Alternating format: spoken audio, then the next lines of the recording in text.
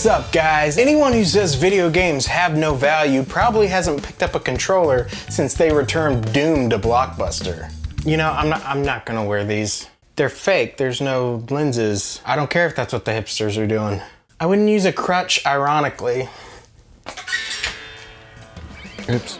From exploring the galaxy to creating one yourself to surviving the zombie apocalypse, games give you an outlet to explore the consequences of multiple actions in a huge variety of settings. So here are 7 of the manliest video games a man ever gamed, man. I'll be giving out achievements for things like strength and honor and wisdom and manliness. But you know, they'll have fun little names like trophies and achievements. Number 7, the Everpresent achievement goes to that hero that never takes a sick day, that champions against evil full time, and rarely, if ever, attends a social gathering unless it's to gather intel. Let's not bat around the bush, it's Batman. Specifically from Arkham Knight. Side note, I might actually have to accept the cow one day and be Batman. My name's Adam West. There's something there. Number 6, teamwork makes the dream work, is not a multiplayer award. Okay, I see how that's misleading. I get that now. Let's move on. Loyalty! I don't know a ton about the Metal Gear Solid franchise, but Metal Gear Solid 5: The Phantom Pain is oozing testosterone.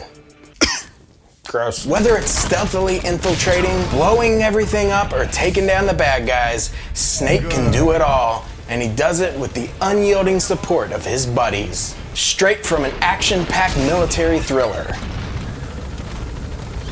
Oh, and did I mention he's voiced by Jack Bauer? Guess I've been away a while. Hey, it's me, Snake. I need to get into the compound. Give me a helicopter and a dog and a horse and a sniper. Over. He should have been on a phone just then, I don't know. Number 5, The Family Guy. Because a man who doesn't spend time with his family can never be a real man. I can't think of a better way to spend time with your family than by adventuring together. So this one goes to Uncharted 4. That's something. Everyman explorer Nathan Drake shares his modern-day Indiana Jonesing with those closest to him, including his love interest turned wife, Elena, his revenant brother, Sam, and his father figure and mentor, Sully. And his father figure, Sully. Who knows, maybe there'll even be a little Drake exploring someday. Number 4, the Steel Stones achievement goes to that game with the most chilling feats of bravery. Turns out overthrowing a dictator offers plenty of opportunities for just that. That's why this one goes to Just Cause 3. Let's do this. Rico Rodriguez is basically an expendable with an endless supply of grapples, cars, tanks, planes, boats, weapons, and cheesy one-liners. Can you hear me now? What are you, some kind of action hero? Because just cuz. The cherry on top of this one-man army is that it all takes place in maybe the most beautiful, expansive world map I've ever seen. Sometimes taking out the bad guy or finding the treasure has to take a back seat to just surviving somehow. So the JSS award goes to the manliest survival story ever, and it's definitely Tomb Raider. Before Lara Croft was raiding tombs, she was trying not to die when the whole world was trying to kill her. Survival is a human instinct and not a distinctly male one, but you can't watch her take rebar to the side and not think, I wish I was that tough. Ouch. And this piece goes Okay. Friends on multiplayer.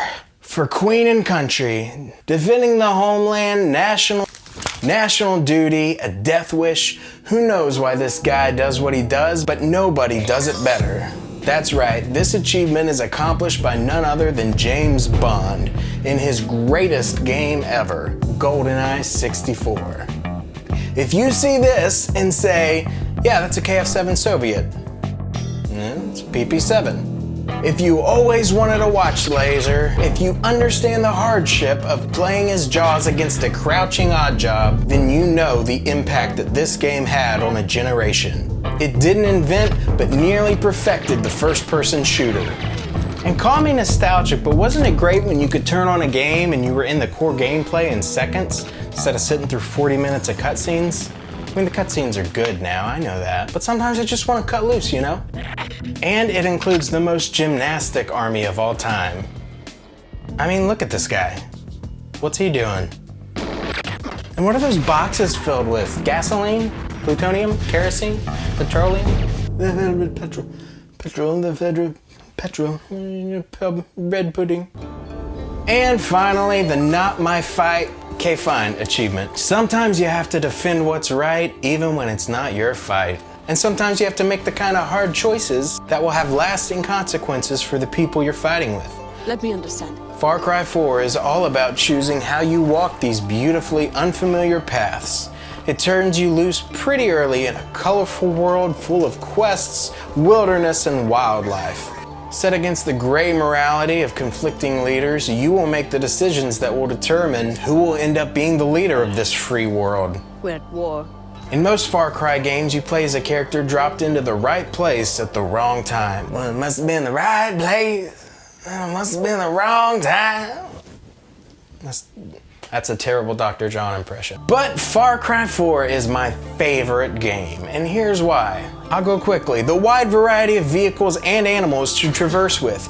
2, the variety and sheer quantity of the weapons. Number 3, the rewarding skill and crafting system, and the huge, beautiful world of Kyrat. I would live there in a heartbeat. I mean, sure, their leaders are morally ambiguous, but I already live in America, so. Well guys, that was my list for the manliest games. Leave me a comment and tell me what I missed. Maybe I'll do a future episode about it. As always, I'll never bug you to subscribe. See you later. Game on. That was corny.